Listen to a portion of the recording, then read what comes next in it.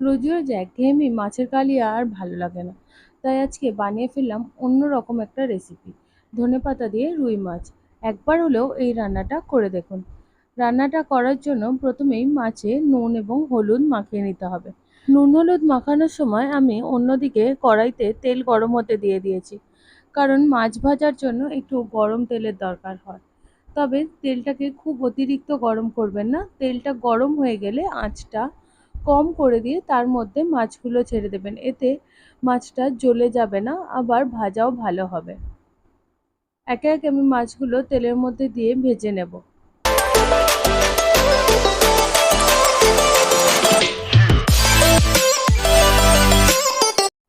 মাছগুলোর একটা সাইড খুব ভালো মতো ভাজা হয়ে গেছে, এবার মাছগুলোকে উল্টে দিচ্ছি।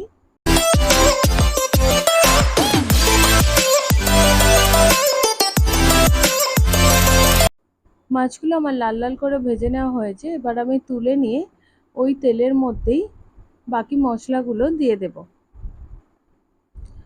প্রথমে আমি এখানে দিচ্ছি একটা তেজপাতা, আর তারপরে দিচ্ছি 1 চামচ রসুন বাটা। রসুন বাটাটা দিয়ে একটু নেড়ে চেড়ে ভেজে নিতে হবে, যাতে রসুনের সুন্দর একটা ফ্লেভার আসে। এই রান্নায় কোনো আদার ব্যবহার আমরা করব না।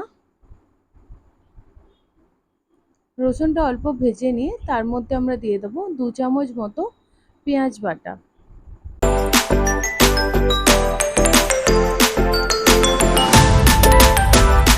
রসুনটা ভাজা হয়ে গেছে, এবার এর মধ্যে 2 চামচ পেঁয়াজ বাটা দিয়ে দিচ্ছি।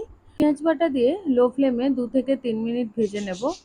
পেঁয়াজটা ভালো মতো ভাজা হয়ে গেলে তার মধ্যে দিয়ে দেব নুন, হলুদ, কাশ্মীরি লঙ্কার গুঁড়ো আর ধনে গুঁড়ো।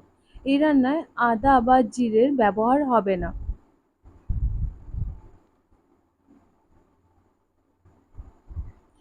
সব মশলাগুলো দিয়ে আবারও কিছুক্ষণ কষিয়ে নেব। এরপর এখানে আমি দিয়ে দিচ্ছি ধনেপাতা কাঁচা লঙ্কা বাটা। যতটা পেঁয়াজ দিয়েছেন ততটাই ধনেপাতা বাটা দেওয়ার চেষ্টা করবেন, তাহলে টেস্টটা খুব ভালো আসে। আর রান্নাটা খুবই সহজে হয়ে যায়, মাত্র 10 মিনিটের মধ্যেই রান্নাটা হয়ে যায়, আর খেতেও হয় দুর্দান্ত সুন্দর। এটাকে ভালো করে কষিয়ে নিয়ে এর মধ্যে দিয়ে দেব কেটে রাখা টমেটো। আমি এখানে অর্ধেক টমেটো ব্যবহার করেছি। এই রান্নার জন্য খুব বেশি টমেটোর প্রয়োজন পড়ে না। আরও কিছুক্ষণ নাড়াচাড়া করে নিয়ে তার মধ্যে দিয়ে দেবো অল্প পরিমাণ জল। জলটা আমি খুব অল্প ব্যবহার করেছি, কারণ আমি খুব ঝোল রাখবো না, একটু শুকনো শুকনো করবো। আপনারা আপনাদের পরিমাণেই জলটা দেবেন। জলটা ফুটে উঠলে এবার এর মধ্যে আমি মাছগুলো একে একে দিয়ে দেবো।